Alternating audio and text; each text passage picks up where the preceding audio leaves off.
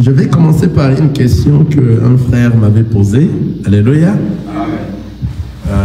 Donc le frère a dit, parce qu'il m'a dit, moi j'attaque beaucoup les pasteurs, je parle beaucoup de ces hommes de Dieu et autres, ce sont nos frères.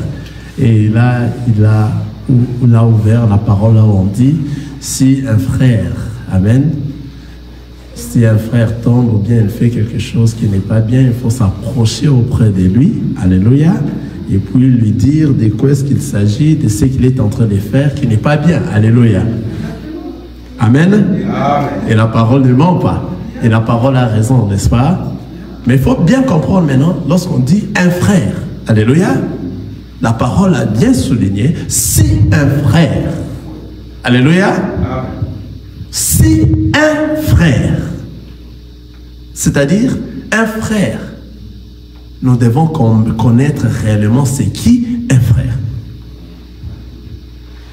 En réalité, c'est qui réellement un frère? C'est ce qu'on était en train de se dire dans la voiture lorsqu'on venait avec le frère. Donc un frère, c'est celui-là lorsque les parents de Jésus sont venus chercher Jésus. Et Jésus était en train de prêcher. Il y avait l'attroupement. Alléluia. Suivez-moi très bien. Parce que beaucoup disent de ça, ils parlent de la fausseté. Si un frère te dit ceci, il faut s'approcher, il faut lui parler. Mais il faut qu'il soit d'abord un frère. S'il n'est pas un frère, tu peux en parler. De ce qu'il est en train de dire qui ne sont pas vrais. De ce qu'il est en train de se comporter qui n'est pas normal. Parce que le Seigneur nous a donné le droit de juger tout celui qui se nomme frère, mais qui ne se comporte pas par rapport à la parole de Dieu. Quelqu'un est en train de comprendre là où nous sommes. Alors nous allons ouvrir un peu les Écritures pour ça aussi. Il y a des gens qui sont venus chercher Jésus, ses parents et ses frères. Et Jésus était en train d'enseigner. Nous, ici, nous voulons savoir c'est qui réellement un frère. Parce que la Bible dit, si ton frère, vous comprenez cela, n'est-ce pas? Il faut enlever ces zones d'ombre dans nous. La première des choses, c'est savoir qui réellement est ton frère. Or, ton frère, lorsque ses parents et ses frères sont venus les chercher, Jésus s'est étonné. Les gens l'ont dit, mais il y a tes parents qui te cherchent, ta mère et tes frères te cherchent là-bas, ça fait longtemps. Et Jésus les a encore posé la question. Qui est ma mère? Qui sont mes frères? Alléluia. Amen. C'est ici que nous allons comprendre réellement c'est qui un frère. Parce que ça se dit souvent, si un frère te dit ceci, c'est fait ceci contre toi, il faut l'approcher d'abord, il faut faire cela. Mais avant de s'approcher, il faut qu'il soit d'abord un frère. Il faut qu'il soit qui? Ton frère. S'il ne l'est pas, comment tu peux t'approcher? Parce qu'un frère, c'est ce que Jésus les a posé la question. Qui est ma mère? Qui sont mes frères? Ma mère, ou bien mes frères, sont tous ceux qui écoutent cette parole et la mettent en pratique. Alléluia. Amen.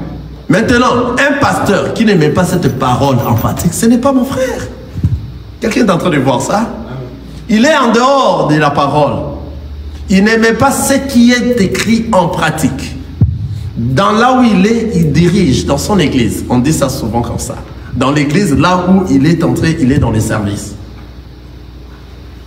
Il n'est pas entré, il n'arrive pas à mettre en pratique ce qui est la parole de Dieu. Mais celui-là n'est pas notre frère. Alléluia. Or, un frère qui est ton frère, réellement, si toi tu es dans la parole et toi tu mets en pratique la parole de Dieu, ton frère doit seulement être la personne qui écoute la parole et les met en pratique. C'est lui ton frère. Mais s'il ne les met pas en pratique, il ne met pas cette parole en pratique, nous voyons des choses qui se passent dans des églises. Des choses qui ne sont pas dans la parole de Dieu. Hein? Je peux donner un exemple si vous voulez bien. Parce que là, on ne nous a pas interdit de juger. Amen. Que nous lisons cela. Amen. Amen. Parce que c'est Jésus lui-même, Dieu nous a autorisé de juger. Mais juger qui? Qui devons-nous juger? 1 Corinthiens chapitre 5.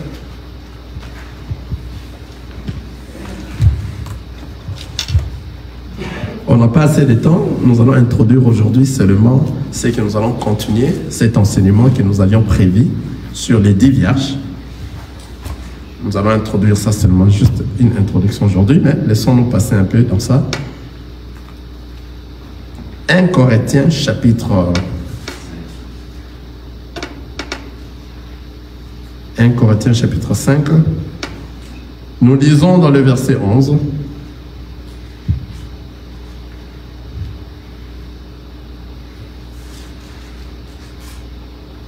« 1 Corinthiens chapitre 5, je suis dans le verset 11. Cette table bouge. Maintenant, ce que je vous ai écrit, c'est de ne pas avoir de relation avec quelqu'un qui se nomme frère, et impudique, ou cupide, ou idolâtre, ou outrageux, ou ivrogne, ou ravisseur, de ne pas même manger avec un tel homme. 12. Qu'ai-je en effet à juger ceux de dehors? N'est-ce pas ceux du dedans que vous avez à juger? Pour ceux du dehors, Dieu le juge. Ôtez le méchant du milieu de vous. Alléluia. Ici, le Seigneur nous a donné la priorité de juger tous ceux qui se nomment frères, mais qui n'est pas en train de faire ce que Jésus a dit. C'est lui qui écoute et met en pratique la parole de Dieu. Ah, quelqu'un comprend là où nous sommes maintenant. Amen. Amen. C'est lui qui écoute et met en pratique la parole de Dieu. C'est lui là notre frère. Maintenant, celui qui se nomme frère, il se nomme qu'il est frère. Comme il est en train de se nommer qu'il est frère, nous avions le droit de le juger. Pourquoi? Parce qu'il s'est dit, il est du dedans. La parole nous dit ceci, regardez. Maintenant, ce que je vous ai écrit, c'est de ne pas avoir de relation avec quelqu'un qui se nomme frère. Il se nomme frère, c'est-à-dire il fait semblant d'être avec nous, mais c'est un infiltré. Quelqu'un voit ça? Qu'est-ce qu'il fait en se nommant frère? Mais il est impudique. Un pasteur qui est impudique. Tu n'es pas mon frère. Si tu fais de l'impudicité à l'église, je vais parler de ça et je vais citer ton nom. Je vais citer ton nom parce que tu n'es pas mon frère. Si tu étais mon frère, la parole nous dit, il faut s'approcher, amen, et parler. Quelqu'un comprend? Mais si toi tu es dans ces choses ici, tu ne fais pas ce que le Seigneur Jésus nous a dit, écouter la parole et le mettre en pratique, tu n'es pas mon frère. Il faut commencer par être d'abord mon frère. Et impudique. Ou cupide. La cupidité, de l'argent. Alléluia. À l'église comme ça, il y a 1, 2, 3, 4, 5, 6, 7, 8, 10 paniers des offrandes. La cupidité, du vol. Même 2. La Bible, on n'a pas des écritures dans ça. Non, on n'en a pas. On n'a pas d'écriture qui nous prouve qu'il y avait eu 2 paniers. Non, il n'y en a pas. Il n'y a eu qu'un seul panier. Alléluia. On peut dire ça. Si vous voulez bien, il y a dans les Écritures. Ce que ceux-là font, c'est de la cupidité. Ce sont des voleurs. Ce ne sont pas nos frères. Si nous voyons des choses pareilles, ceux-là qui font ça, nous devons parler à l'église de Dieu. Ne pas nous aimer, c'est ça. On ne pourrait pas nous aimer lorsque nous allons parler de la parole de notre Seigneur Jésus. Personne ne pourra nous aimer, car lui-même nous a donné l'exemple. Personne ne l'a aimé. Il nous a dit comme on l'avait haï. C'est de la même manière que nous serons haïs aussi. Quelqu'un voit ça? Parce que je mets un peu le point sur les i sur ça. Une personne cupide, 2 paniers, 3 paniers, les offrandes de ceci, de cela, les dîmes de ceci, de cela, des voleurs. Parce que ce n'est pas dans la parole de Dieu. Ce n'est pas dans la parole de Dieu. Ils font des choses par rapport à leurs sentiments, à leurs pensées. Tous ceux qui sont en train de faire des choses par rapport à leurs pensées, ils ne sont pas classés parmi ceux-là que Jésus a dit, ceux qui écouteront la parole et doivent le mettre en pratique pour être son frère. Alors ceux-là qui sont les frères de Jésus ne sont que ceux qui écoutent la parole et le mettent en pratique. Cette parole, la totalité de la parole. On ne met pas en pratique un morceau de la parole. Regarde. Ils sont comment?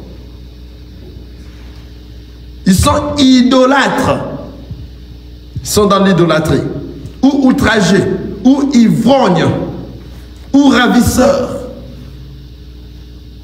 La parole nous dit de ne pas même manger avec un tel homme. De ne pas même manger avec un tel homme. Parce qu'il se nomme frère, donc il s'est infiltré parmi les enfants de Dieu. Ce n'est pas notre frère. Ce sont des infiltrés. C'est ce qu'on avait appelé l'autre fois, lorsque les enfants d'Israël sortaient de l'Égypte, de ramasser. La parole nous dit ceci. Qu'ai-je en effet à juger ceux du dehors? C'est-à-dire, nous, en tant qu'enfants de Dieu, on ne peut pas juger ceux du dehors. Ce sont ceux qui ne se sont pas nommés que ce sont nos frères. Quelqu'un comprend? Amen. Ce sont ceux du dehors. Ceux qui sont en train de faire la vie du monde, de Beyoncé, de tout ça, ce sont ceux du dehors. Eux, on ne nous a pas donné le droit de leur juger. On ne peut pas leur juger. Mais qui nous devons juger? Regardez la parole. N'est-ce pas ceux du dedans que vous avez à juger? Ah voilà. Maintenant, ceux qui se nomment frères, ils se sont infiltrés avec nous, mais ils ne marchent pas comme notre grand frère Jésus-Christ. Ils ne font pas ce que le Seigneur Jésus-Christ nous a recommandé de faire. Ils donnent la honte à notre grand frère. Ce sont eux-là que nous allons juger. Quelqu'un voit ça? On a le droit de juger. Mais qui? Ceux qui se nomment parmi nous, mais qui ne sont pas avec nous. Ils font des choses que nous voyons comme ça, mais ce ne sont pas des choses de notre grand frère. Notre grand frère ne nous a pas appris ça. Notre grand frère, c'est le Seigneur Jésus-Christ. Il ne nous a pas appris de faire ça. Mais comment nous voyons ces choses auprès de ces gens ici? Donc ce ne sont pas nos frères. Alors comment ils s'infiltrent? Pourquoi ils sont en train de s'infiltrer? La Bible est complète. Regarde, la Bible en tout cas est complète. Regarde, il nous dit ceci. Pour ceux de dehors, Dieu les juge. Vous comprenez? Pour ceux du dehors, ceux qui ne se nomment pas de frères, c'est Dieu qui les juge. Vous comprenez? Et la Bible est complète en disant, ôtez les méchants du milieu de vous. Donc tous ces gens-là qui se nomment de frères, mais qui ne sont pas en train de faire ce que le Seigneur Jésus-Christ nous a dit de faire, ce sont des méchants. Il faut les ôter au milieu de nous. Ah, la Bible est bonne. Quelqu'un comprend ça? Ah, donc c'est-à-dire, pour que toi, tu puisses apporter une correction auprès de ton frère à l'appelant, afin que vous puissiez parler à l'amiable, il faut d'abord qu'il soit ton frère. Quelqu'un comprend ça? S'il n'est pas encore ton frère, ça devient difficile. Alléluia. Parce que c'est là ses voies. En tant qu'enfants de Dieu, nous voyons nos frères par des fruits. Nous allons comprendre que celui-là, c'est notre frère. Des fruits. La manière dont tu vis. Ta vie. Alléluia. Ça va se remarquer que celui-là, ce n'est plus lui qui vit, c'est le Christ qui vit en lui. Car lorsque le Christ vit en toi, tu ne peux pas voler, tu ne peux pas faire du mal aux autres, tu ne peux pas penser du mal aux autres, tu ne peux pas faire de la masturbation, tu ne peux pas faire prendre ton corps dans l'impudicité, tu ne peux pas faire tout ce qui est mauvais. Comment le Christ peut reposer dans un corps qui a toutes ces choses-là? C'est impossible. Et nous allons savoir que celui-là, c'est notre frère. Celui-là n'est pas notre frère. Mais si tu t'es dit que tu es notre frère, il faut que nous voyions tous les bons fruits dans toi. C'est ce qui représente réellement que tu marches à la crainte de la parole de Dieu. Ou bien tu es un homme de Dieu, tu agis par rapport à la parole de Dieu. Il ne faut pas agir par rapport à tes pensées, à tes sentiments. Tu conduis, soi-disant, c'est parce que c'est toi qui es à la tête, tu es responsable d'un ensemble qui ne t'appartient même pas. Alléluia. Parce que l'église ne nous appartient pas. Alléluia. les responsables numéro 1 de l'église, c'est le Seigneur Jésus-Christ. Ah, c'est lui le visionnaire. J'entends les pasteurs dire, je suis le visionnaire de telle église, c'est moi qui suis le visionnaire. Des aventuriers. L'église ne nous appartient pas. L'église appartient à celui qui est le véritable visionnaire. C'est le Seigneur Jésus-Christ. Nous sommes des gens à qui il nous a mis de surveiller sa maison. Toi, on t'a donné de surveiller la maison. Toi, tu as fait de cette maison ta propriété privée. Tu es un voleur. Quelqu'un voit ça? Le propriétaire est allé en voyage, il te donne sa maison. Toi, cette maison, tu vas le surveiller jusqu'à ce que je reviendrai. Alléluia. C'est ça l'église. Mais toi maintenant, comme le propriétaire a pris beaucoup de temps, tu as fait falsifier les papiers et tu as écrit cette maison est devenue ta maison. Tu es un voleur. Alléluia. Tu deviens, c'est toi le visionnaire. Je suis le visionnaire de tel. Voleur. Tu veux prendre une chose qui ne t'appartient pas. Quelqu'un voit ça? Appartient à notre Seigneur Jésus-Christ. Nous sommes au service. Nous sommes des serviteurs inutiles. Luc chapitre 17. Quelqu'un peut me voir ça. Serviteur inutile. Luc chapitre 17, le verset 10.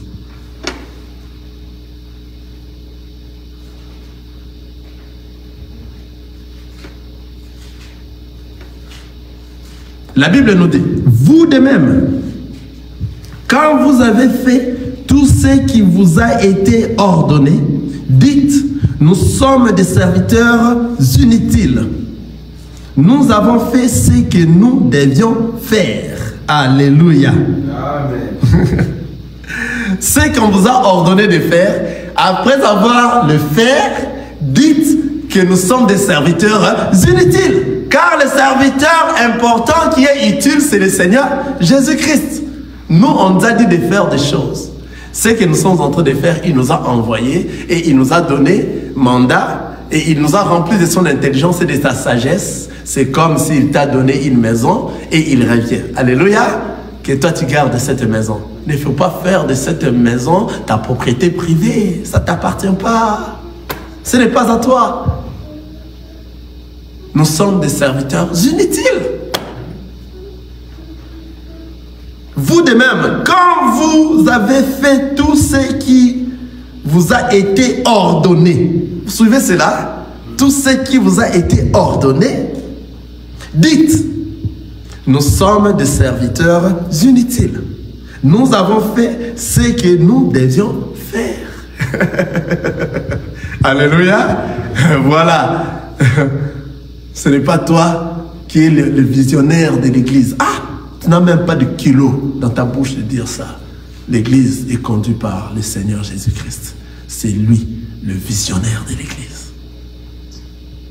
Nous sommes les corps et nous sommes au service.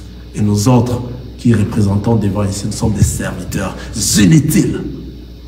Alléluia. Il ne faut pas s'enorgueillir. Alléluia. Amen. C'était juste pour comprendre qui est frère. Alléluia. En réalité, qui est réellement frère? Qui est ce frère-là que la Bible a dit? Si un frère commet quelque chose, il faut... Vous savez ce passage, n'est-ce pas?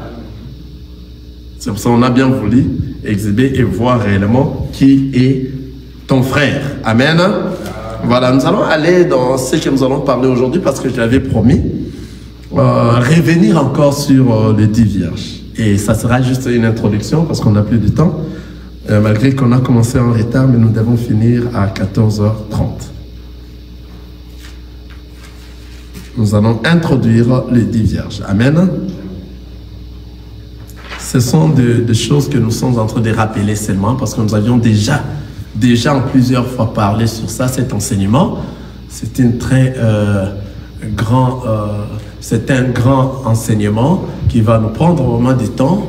Et ça nous a aussi déjà pris du temps au passé, mais nous pouvons toutefois répondre parce qu'il y a de nouveaux qui viennent, qui ne comprennent pas réellement lorsque nous parlons des choses par rapport aux lampes, par rapport à la lumière, par rapport à tout ça. Alléluia. Voilà, nous allons lire. Nous lisons Matthieu chapitre 25, nous lisons du premier verset jusqu'au 13e verset. Je lis au nom de Jésus-Christ. Je voudrais que ces temps de cet enseignement, je voudrais que quelqu'un soit attentif et quelqu'un ne manque pas. Qu'il soit là chaque jour. Parce que je sais, il y aura des questions. Parce qu'ici, on pose des questions. Amen. On pose des questions. À l'église, il faut poser des questions pour avoir à agrandir la connaissance. Amen. Donc, si vous sentez qu'il y a quelque chose qui ne va pas et que vous avez d'autres pensées qui sont en dehors de ceux qui sont en train d'enseigner, posez la question. Parce que vous allez écouter des choses que l'oreille n'a jamais écoutées, les yeux n'ont jamais vu. Je vous dis ce qui est vrai. Des choses que parfois vous n'avez jamais écoutées avant. Vous allez écouter. Alléluia. Que le Seigneur vous bénisse. Matthieu chapitre 25, le premier verset, je commence. Alors, le royaume des cieux sera semblable à 10 vierges qui, ayant pris leur lampe, allèrent à la rencontre de l'époux. 5 d'entre elles étaient folles et 5 sages. Les folles, en prenant leur lampe, ne prirent point d'huile avec elles. Mais les sages prirent avec leur lampe de l'huile dans des vases. Comme l'époux tardait, toutes s'assoupirent et s'endormirent. Au milieu de la nuit, on cria, « Voici l'époux, allez à sa rencontre. » Alors, toutes ces vierges se réveillèrent et préparèrent leurs lampes. Les folles dirent aux sages, « Donnez-nous de votre huile, car nos lampes s'éteignent. » Les sages répondirent, « Non, il n'y en aurait pas assez pour nous et pour vous. Allez plutôt chez ceux qui en vendent et achetez-en pour vous. » Pendant qu'elles allaient en acheter, l'époux arriva. Celles qui étaient prêtes entrèrent avec lui dans la salle des noces et la porte fut fermée. Plus tard, les autres vierges vinrent et dirent, « Seigneur, Seigneur, ouvre-nous. » Mais il répondit, « Je vous l'ai dit en vérité, je ne vous connais pas. Veillez donc, puisque vous ne savez ni les jours, ni l'heure. » Alléluia. Si nous reprenons ces choses, c'est parce que parmi vous, il y a encore des gens qui ont posé et comprendre réellement les 10 vierges. Alléluia.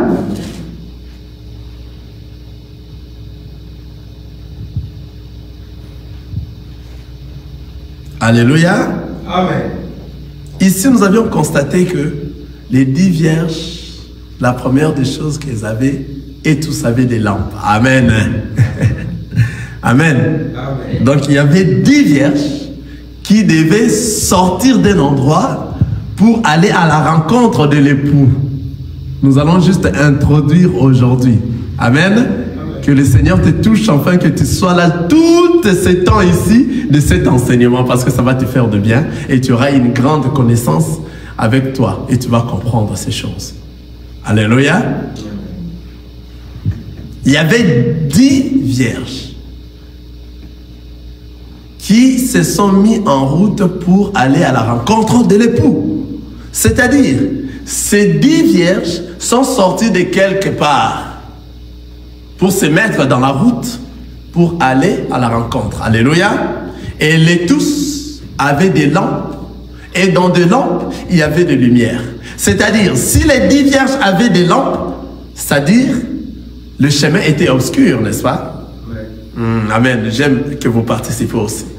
Donc, le chemin était obscur. C'est pour cela les 10 vierges avaient apprêté des lampes, afin qu'ils voient le chemin. Alléluia. Donc, les 10 vierges sont sorties d'un endroit. Et tous étaient des vierges. Et tous avaient des lampes. Et tous se dirigeaient dans un chemin. N'oubliez pas, le chemin qu'elles ont pris, c'est le chemin, la vérité et la vie. Alléluia. C'est-à-dire, la personne qui entre dans ces chemins, c'est une personne qui est un enfant des dieux. C'est-à-dire, tous ces 10 vierges étaient tous des enfants de Dieu parce qu'ils étaient entrés dans les chemins. Alléluia. Car la parole nous dit, même un insensé ne peut pas oublier les chemins qui vont nous faire retourner à la maison. Ésaïe, chapitre 35. Amen. Allons-y rapidement.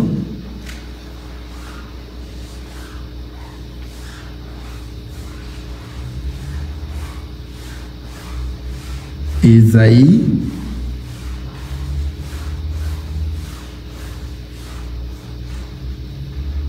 Ésaïe, chapitre 35. C'est dans le verset 8. La parole nous dit ceci. Il y aura là un chemin frayé, une route qu'on appellera la voie sainte. Nul impur n'y passera, elle sera pour eux seuls. Ceux qui la suivront, même les insensés, ne pourront s'égarer. Nous allons aller calmement pour cet enseignement, afin que tu comprennes correctement de quoi est-ce qu'il s'agit. Alléluia. Donc ici, un chemin frayé, une route qu'on appellera la voie sainte. Dans cette route qu'on appellera la voie sainte, c'est ce que je viens de dire, le chemin, la vérité et la vie. Donc la personne qui entre dans cette route ne doit être que un enfant de Dieu. Pas une autre personne. Car la Bible nous dit, nul impur n'y passera. Elle sera pour eux seuls. Qui sont eux seuls? Les enfants de Dieu seulement. Ceux qui vivent une vie de la sanctification. Ce ne sont que ceux-là qui vont apprêter cette route-là. Alléluia. Ceux qui la suivront, même les insensés, ne pourront s'égarer. Mais maintenant, comment est cette route? Comment est cette route? Matthieu, chapitre 7. Alléluia. Regardez, nous allons voir cette route. Aujourd'hui, n'oubliez pas, c'est juste une introduction.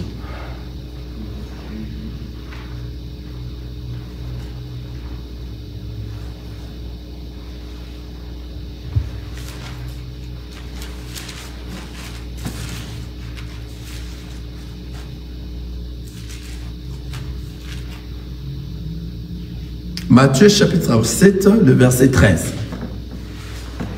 C'est la route que les 10 vierges ont apprêtée. Alléluia.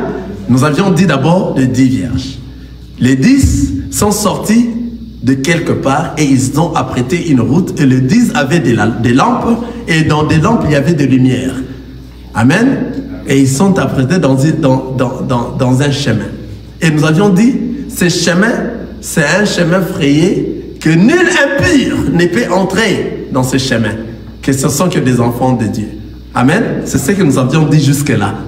Et les enfants de Dieu qui entrent dans ce chemin, on veut maintenant savoir comment est ce chemin-là. Alléluia. Ce chemin que les enfants de Dieu entrent. Car nul impur ne peut entrer, c'est-à-dire, nous avions dit, c'est le chemin, c'est la vérité et c'est la vie qui est notre Seigneur Jésus-Christ. Amen.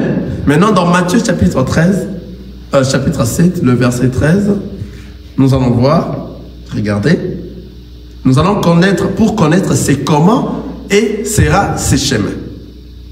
La parole nous dit, entrez par la porte étroite, car large est la porte, spacieux est le chemin qui mène à la perdition.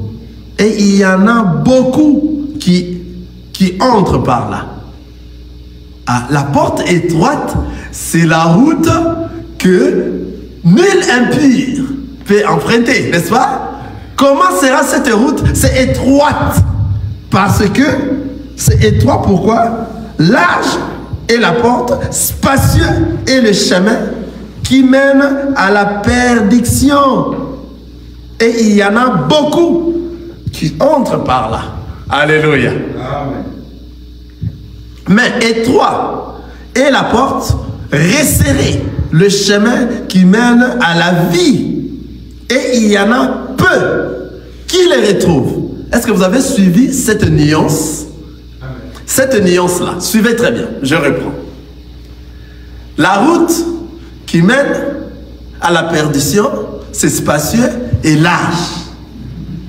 Maintenant, comment? Il y en a beaucoup qui entrent. Vous avez vu cette nuance? Beaucoup qui entrent. Mais regardez. Mais étroit est la porte, resserrée est le chemin qui mène à la vie. Écoutez la nuance. Il y en a peu qui les trouvent. Ce n'est pas entre, mais trouve. Alléluia. Quelqu'un a compris? C'est-à-dire, étroit et resserré, il y en a peu de gens qui les retrouvent.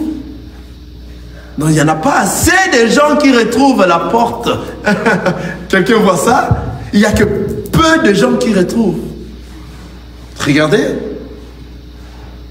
Mais étroit est la porte, resserrée le chemin qui mène à la vie. Or que Ésaïe nous a dit, nul impur ne peut entrer dans ces chemins. Ces chemins qui vont nous amener à la vie éternelle. N'oubliez pas, nous sommes sur les 10 vierges. Alors, comme il y avait 10 vierges qui sont entrées dans les chemins, parce que nombreux, j'ai entendu même des pasteurs qui prêchent ça, que dans les 10 vierges, il y avait 10 qui étaient des enfants de Dieu et 10 qui n'étaient pas des enfants de Dieu. C'est pour ça que nous cassons cela. Nous sommes venus casser ceux qui sont des mensonges, des pensées humaines. Parce que pour entrer dans les chemins, il faut que tu sois un enfant de Dieu. Et la parole nous dit dans Ésaïe, nul impur peut entrer dans les chemins. Et il n'y a que peu qui retrouvent les chemins. Mais les chemins larges et spacieux, nombreux. Hein? Aujourd'hui, nous voyons ça. Regarde là où nous sommes. Combien de gens sont? Ben voilà. Mais si nous partons dans des endroits où on ne prêche pas cette parole, là où il n'y a pas de nos frères, parce que ceux qui sont réellement nos frères doivent faire quoi? Écouter la parole et mettre en pratique toute la parole de Dieu. Si vous ne mettez pas en pratique toute la parole de Dieu, vous n'êtes pas dans ce que le Seigneur Jésus-Christ a dit. Vous êtes en dehors. Alléluia. Je sais qu'il y aura des questions, mais il faut la poser. Nous sommes là pour ça. Si vous voyez que vous avez des questions, même pas maintenant, même après, même plus tard. Vous comprenez cela? C'est-à-dire, ici, nous sommes encore dans le chemin que les 10 vierges ont emprunté. Donc, les 10 vierges, tous ces 10 vierges étaient des enfants de Dieu parce que c'était des vierges. C'était ceux qui marchaient à la crainte de la parole de Dieu. Alléluia. C'était ceux-là qui étaient avec Lot dans la maison parce qu'ils ont écouté ce que l'ange avait parlé. Quelqu'un est en train de voir ça? L'ange avait parlé. Donc, ils ont écouté ce que l'ange avait parlé. Donc, ils savaient que là-bas, après le départ de Lot, Sodome et Gomorrhe va brûler. Donc, ils ont écouté cette parole-là. Ce sont ceux-là qui sont entrés dans le bateau, dans l'arche de Noé. Alléluia. Vous vous souvenez de tout ça, n'est-ce pas? Ce sont ceux-là qui sont entrés dans l'arche de Noé. Ils sont là. Donc les 10 vierges étaient des enfants de Dieu. Nous sommes en train d'expliquer seulement les 10 vierges qui sont entrées dans les chemins. Ils ont laissé quoi? Ils ont laissé le monde pour entrer dans les chemins. C'est-à-dire le monde est resté dehors et derrière et sont maintenant dans les chemins où le monde ne sera pas entré dans ces chemins-là parce que le monde, c'est tout ce que nous avons. Nous voyons les femmes, des hommes et des hommes qui se marient, l'homosexualité, il y a des choses du monde, hein, de l'abondance du monde, il y a des fétiches, il y a des choses du monde. Vous voyez? Des désirs du monde, des choses que le monde font. Nous tous, nous savons c'est quoi le monde. Ce qui signifie le monde, c'est tout ce qui est mauvais. Alléluia. Amen. On n'a pas suffisamment de temps pour aujourd'hui. C'est tout ce qui n'est pas bon. Tout ce que la parole interdit. C'est ce que le monde fait. Le contraire de la parole. C'est le monde. Mais les 10 vierges ont quitté le monde et ils sont entrés dans le chemin. Ce qui signifie qu'eux tous étaient des enfants de Dieu parce que nul impur ne peut entrer dans le chemin.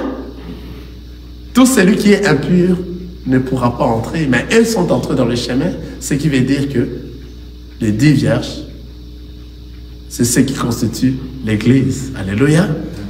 Le corps de Christ. Maintenant, une église qui est scindée à 2. Une église qui est scindée en 2. Donc, c'est-à-dire, cette église, il y aura de ceux qui seront enlevés pour la fête des noces. Il y aura de ceux qui vont traverser la grande tribulation. C'est ça l'église des 10 vierges. Quelqu'un voit ça? C'est ça les corps. C'est ça l'église. Donc, dans les corps, il y aura ceux-là, une partie du corps qui va entrer dans, qui sera enlevé, et une partie du corps va rester pour traverser la grande tribulation après l'enlèvement. Que le Seigneur vous bénisse pour aujourd'hui. On n'a plus de temps, on s'arrête là, mais je voudrais, parce que ça c'est une introduction, que le Seigneur vous fasse grâce, tel que vous êtes là, et tous les autres qui ne sont pas venus, de ne pas rater cet enseignement. C'est très fort, c'est très bien. Ça va réellement nous nourrir, ça va nous fortifier, ça va nous ouvrir les yeux, et nous allons comprendre, alléluia, de quoi est-ce qu'il s'agissait. Et cet enseignement parle de la vie éternelle. Nous allons entrer jusqu'à la fin de cet enseignement, connaître quelles étaient les conséquences des 10 vierges, des 5 vierges folles. Qu'est-ce qui les a arrivé? Alléluia. Nous allons voir les 5 vierges sages, ce qui les a arrivés, et